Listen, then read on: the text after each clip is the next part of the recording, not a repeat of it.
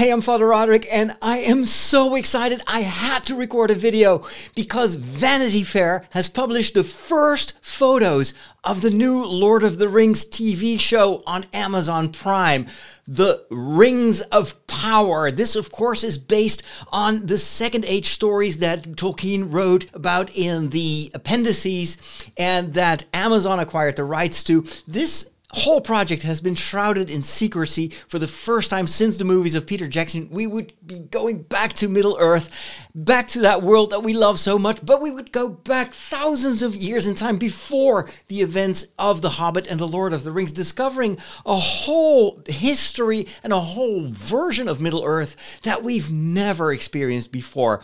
And as a huge Tolkien fan, I cannot be more happy that we finally get the first glimpses. And here they are, the photos. I've got them here on my iPad. And I just want to record my reaction to what I see in this article. It looks so amazing, starting with this first photo. This, according to the little note there underneath it, is Galadriel, and she's played by Morfydd Clark, and she is rising up from the water. This is a very young Galadriel. This is, of course, not the very composed, serene Galadriel that we saw in The Lord of the Rings. This is a much younger, more, I don't know, energetic version of Galadriel, who is, of course, torn between this threat that is rising, because this is all about the Lord of the Rings, Sauron, and the incredible corruptive power that these rings have. And Galadriel, of course, kind of feels that, and so she is fighting for the future. She is going to have to face this growing danger that maybe no one else in Middle-earth is aware of. And I don't know what she's doing in the water there, actually, but I love the way this looks. I think that this is a really great actress for that. In the second photo, we also see Galadriel, but this time she's wearing this incredible outfit. This is armor. I don't think I've ever seen her with a sword like that, and her hair is in a braid. We see fire in the background. We see some other people sheltering. So this may be like an attack on a village or something like that. And she is definitely fighting here. What I love is the detail of the armor. This is definitely on par with what Weta Studios did for The Lord of the Rings and The Hobbit. One of the ways in which those movies felt so real is that everything was real. The armor was real. There was not, you know, of course they used green screen and special effects, but a lot of the props that you see were made for real by real armorers and experts. And it's that even if you don't see them up close in camera, it so contributes to the overall believability of this world. It looks like they're doing exactly that here in the Amazon series about the Rings of Power. Then I scroll up, and this article in itself is also super exciting, and I have to record another video where I want to go more in depth about what they're saying, what they're revealing about the story. But let's focus on the visuals first.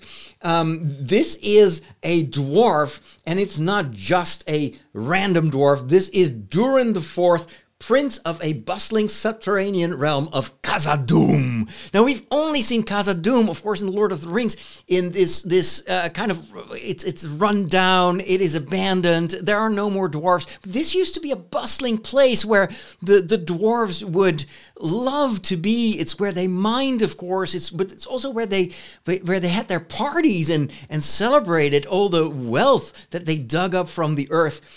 Seeing Khazad-dûm at its prime, that is one of the visuals that I'm so looking forward to. I'm a huge fan also of the video game of The Lord of the Rings Online, where you actually get to explore the caves of Khazad-dûm, and it's already way bigger and more impressive than what you see in the Lord of the Rings movies. But this is going to be, of course, not a video game. This is real. I mean, as real as it can get. This is a physical location that they've created, and it's amazing. The second photo is even more amazing because this is a female dwarf. Now, we've only heard rumors about female dwarves. Of course, there are these references that you find here and there in The Lord of the Rings. Some dwarves tell us that female dwarves also have beards, which would be a little bit strange, I think, to see on TV. But this apparently is a dwarven princess. Her name is Disa, played by Sophia Numvete, or Numvete, I'm not sure how to pronounce her name, standing at the entrance of Khazad-dûm. No beard, but definitely she has that dwarven look, the hair, kind of the posture, and the wealth. You can clearly see that both dwarves, both Owain Durin IV and Disa, the princess, maybe his daughter, they have beautiful clothes, and even the hairs, it's nicely braided. It's not like the dwarves that we knew from Lord of the Rings, kind of a little bit... maybe this is closer to the dwarves that we saw in The Hobbit, where they're, they like to present themselves well. They have nice clothes. But this is even, more than what we've seen. Looks amazing.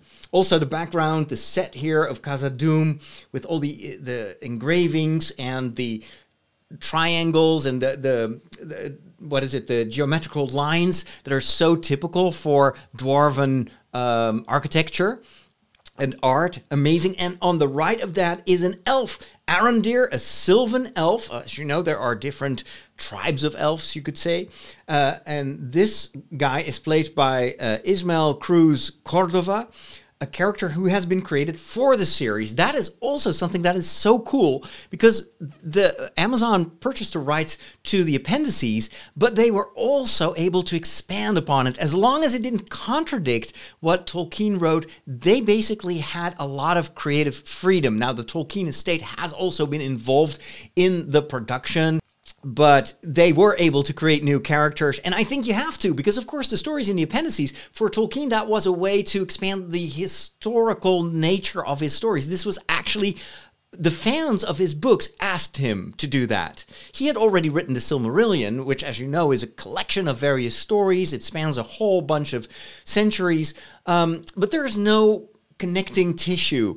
In the appendices, he basically took a lot of the ideas from the Silmarillion. The Silmarillion, by the way, is not owned by Amazon. They don't have any rights to use that content, but in the appendices, Tolkien himself used the Silmarillion for a lot of background information. And so it is awesome to see that with this series, they've been able to create a unifying story that guides you through that amazing world. That is also why I'm so excited about the title, The Rings of Power, because that is the main theme. There are so many different things happening in the history of Middle-earth, but the whole saga of the Rings of Power is, of course, what we are all familiar with, and you need something like that as a hook for audiences that might be familiar with The Hobbit and The Lord of the Rings, but have no idea that this new series is going to happen, thousands of years before these events.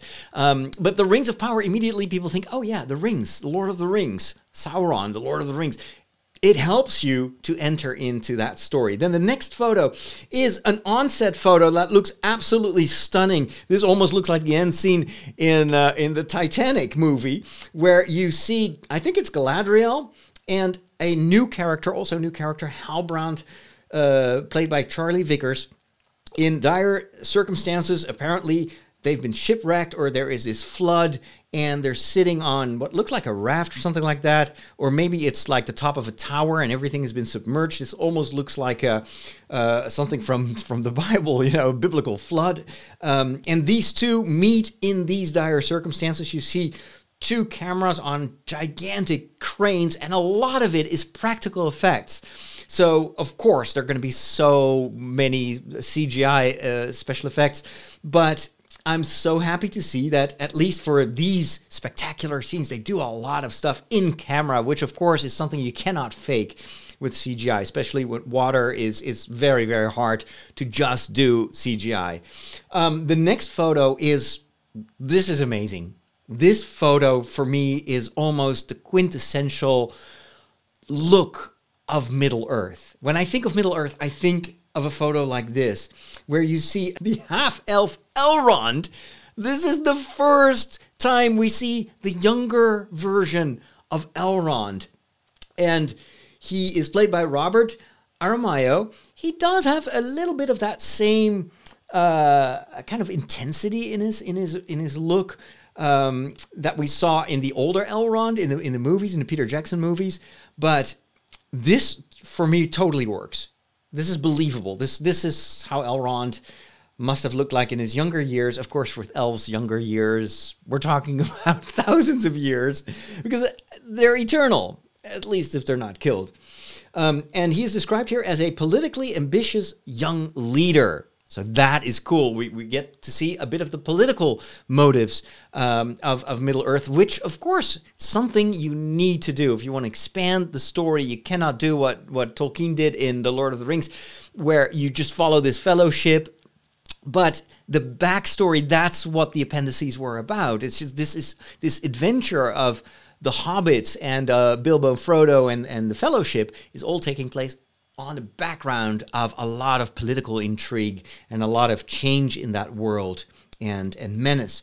Then there is this amazing photo of what must be a set they built in New Zealand. This is all filmed in New Zealand, with a massive tree, which I assume is fake. And then some ruins. There is a farm in the background. And we see Bronwyn, who is played by Nazanin Bonyadi. I guess these will all become household names. These actors, a lot of them are relatively unknown, but they're going to be household names in the near future because everybody's going to see this series. With her forbidden love, Arondir, which is the elf. So, again, elves and humans, normally that's not a good combination because elves live forever, whereas humans will die. So there's always this impossible love. And apparently, here, culturally, it was even forbidden for these two to be in love. In the village of Tirarad. Nice. I have no idea what that village is. By the way, if you have any additional information stuff, I would love to know more about what I'm seeing here. And I know that there are so many Tolkien experts out there among you that can help me to understand what I'm looking at and what the story is going to be about. I'd love to hear your commentary. So please share it with me in the comments so I can do some follow-up videos and look all knowledgeable. This next photo is amazing. Elrond and Galadriel, this power couple of elves. And they are standing there hand in hand. It's not a couple, but they do know each other and they do care for each other. And this is taking place in the majestic elven kingdom of Lindon. And I love that they use the same kind of yellowish colors of the background, the trees, this perpetual. This is like when you see elves in the Lord of the Rings movies, it's always fall. Why? Because the elves in that story are approaching the end of their era. They're all moving away from Middle-earth and to cross the seas and live forever on the other side of the seas. But here, this is also the beginning of fall. This is like early fall. It's not as brown and orange as we saw in The Lord of the Rings. It's much more a brighter yellow, but it's beginning because, of course, the world is starting to decay with the threat of Sauron growing bigger and starting to basically cause the end of spring and summer. Love the costumes as well. Unbelievably beautiful. Cosplayers are going to have a ball recreating all these costumes and all that jewelry. And oh my gosh, this looks so fantastic. I'm so relieved as well because I was just hoping that they would do something that would be on par with what Peter Jackson did or better. But you never know. It's still TV, right? Are they going to pull it off? Of course, this show has the biggest budget ever in the history of television. But seeing is believing. And if I look at this, oh my gosh. It is all that I hoped it would be and even better. This next photo is amazing. It shows another beautiful set. This feels like this is a place I would like to live in. This is again Bronwyn, single mother and healer. Love the way this looks. Love also the fact that we have a single mother. The cast is from all sorts of cultures. This is not kind of the, white males and females only type of Tolkien story. This is a story that we can all relate to. And from the looks of it, they did a terrific job. The next photo is also amazing. You see the director, Bayona, who points the way for two nomadic hunters wandering the fields of Middle-earth. And these guys, so they are hunters, and they are carrying these big... at first I thought it was wings, but these must be antlers from whatever creature they killed, and they are wearing them maybe to attract similar animals, or maybe to scare away predators. My guess is since they're hunters, they're wearing that because other similar animals may think that, oh, these are mates, we have to go there, and then they get killed. Absolutely amazing. I've never seen something like that. They used, of course, a lot of the people that worked on the visual aspects of the Lord of the Rings and Hobbits movies. They rehired them for this series as well, which guarantees a continuity in style. And that's what you absolutely need. You cannot just say, hey, we're just going to reboot Middle-earth. No. The version that we saw that Weta Studios created with Peter Jackson, that is Middle-earth. And so you cannot just do something that looks completely different. And, of course, also from a commercial point of view, that would be rather nonsensical. Then we see the two showrunners, McKay and Payne, on the New Zealand set of The Rings of Power. There are huge cranes behind them. Again, shows the incredible amount of money and knowledge that has been poured into this project. And these two showrunners, of course, are very new to Middle-earth and to television making in general. They had been recommended by J.J. Abrams, which some of you may be like, J.J. Abrams? Oh, please keep him away from the franchise. But these two writers are basically...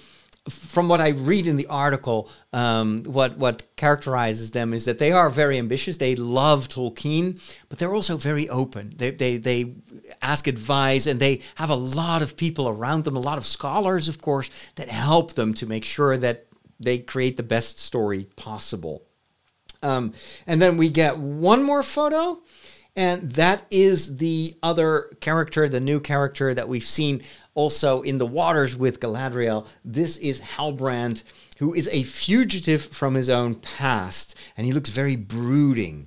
And this may be one of those gray characters. Can you trust him? Is he going to make the... I mean, he clearly has some baggage from the past. We don't know what happened, but to see him with Galadriel, Galadriel, of course, as an elf, is trying to save Middle-earth. She's trying to save the future, and this guy seems to be stuck in the past. I think that creates an interesting dynamic, and I'd love to see how that works out. That is what I wanted to share with you. I am so excited. I'm so happy, and I'd love to hear in the comments what you think of these photos, what you think of this whole project. Are you looking forward to it? Apparently, we're going to get a trailer or a teaser trailer this weekend, in a few days from now. Oh my gosh. Of course, you have to subscribe to this channel because I'm going to be talking so much about this new series. Join me in the comments. And also check out this other video that will appear here. That one. Check it out. It's really good.